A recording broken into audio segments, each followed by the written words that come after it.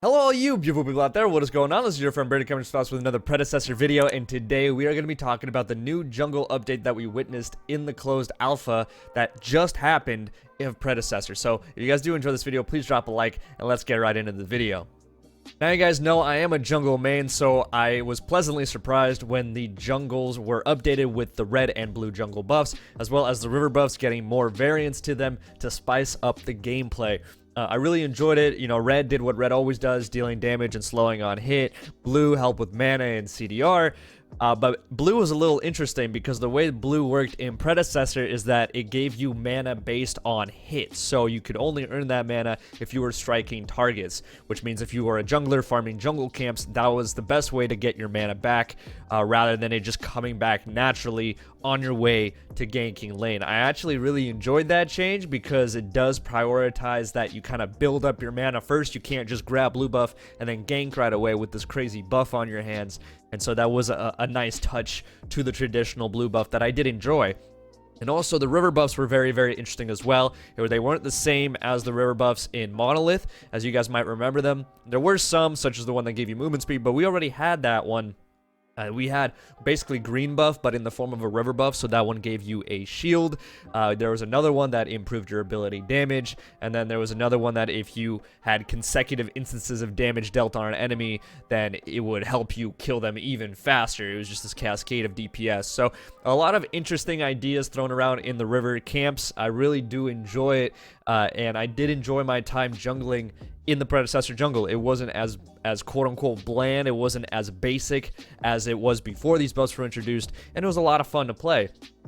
However, it wouldn't be a Britik video without some downsides as well, or at least some thought-provoking, you know, devil advocate type of talk. So what I did notice while playing is that it went from 0 to 100 real quick, okay? It went from jungling in Predecessor was a 0, where you just had minion camps, and then the river buff, one type, and then you would gank a lane, and then that's it, to now you have two different buffs in your jungle. You have different kinds of river buffs that are spawning every odd minute after they spawn on the third minute. Plus, now invading is much more lucrative because these red and blue buffs that were in the jungle gave a lot of XP.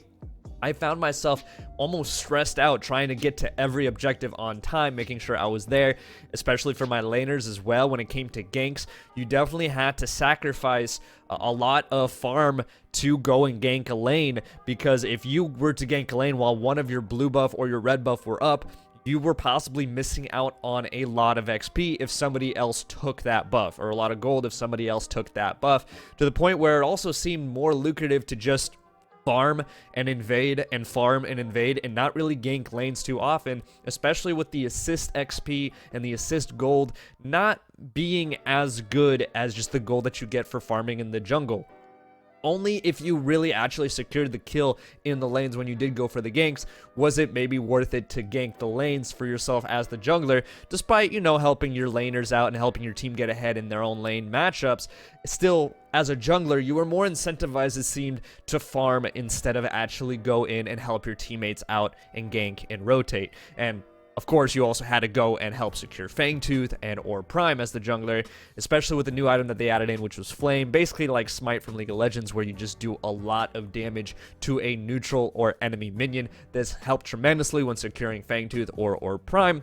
However, it was a little expensive, and again, it was more of a mid-game item that gave you some stats, but for the most part, it was for securing those objectives, which you definitely wanted, but it also was really, really hard pill to swallow, basically, to take that item, because, man, like, you could just get so many more stats for that same price at that moment in time, at least in that time during the game, and in the 10th minute or so, when you would typically have that item under your belt by then.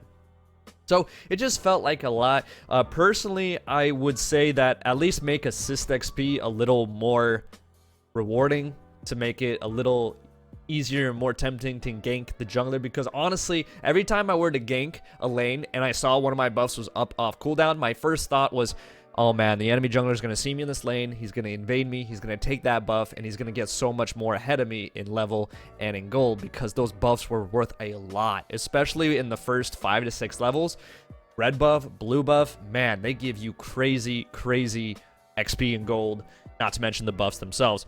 And speaking of the buffs, the river buffs were a nice touch. I really enjoyed the variation. However, the way they spawned, I would personally consider changing. I mean, this is obviously just a suggestion. They don't have to do this, but the way the river buffs worked was it would spawn at 3 minutes into the game, and then every odd minute a new one would spawn, but it would replace the one that would be previously there, basically. So it would spawn exactly at 5 minutes, 7 minutes, 9 minutes, 11 minutes. It wouldn't spawn 2 minutes after the first river buff was taken. It would literally just spawn on every odd minute. And that made it so that if you, let's say, took a river buff at 4 minutes and 55 seconds into the game, if you waited 5 seconds, you could take another river buff right then and there, and now you have 2 river buffs, plus maybe you already took red buff as well, or blue buff as well, and now you are just jacked. Like, you're just so jacked up, and you're just such a beast with all these buffs. And it could lead to some balancing issues down the line, I foresee anyway. So I would recommend that the buffs spawn 2 minutes after they are taken, kind of like how it works with red buff and blue buff in the jungle, same kind of thing. I would appreciate that if the game updated that. I think that would be a much better change to the way river buffs work. But again, that's just my opinion. It just seemed that you could stack yourself up so much as the jungler and all these buffs. You just go on roid rage mode and just kill everybody, and it was just kind of scary. So just some thoughts for consideration, but otherwise it was a lot of fun to play, and I really enjoyed this change, and I can't wait to see what Omega Studios has cooking up next. So if you guys do want more Predecessor updates on how they're updating their map, their game, how it feels through all these closed alphas, if you guys cannot get in yourselves, but you like these updates, then please hit the subscribe button, hit the notification bell as well, so you guys don't miss another Predecessor video. I also stream each and every single day on Twitch at 2 p.m. Pacific Standard Time or Pacific Daylight Time, depending on if it's daylight savings or not. So go ahead over there and hit the follow button as well. And as always, guys, make sure you have a wonderful day. Peace.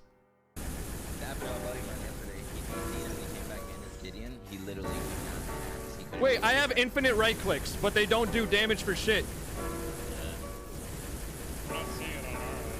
Yeah, on our screen. I'm a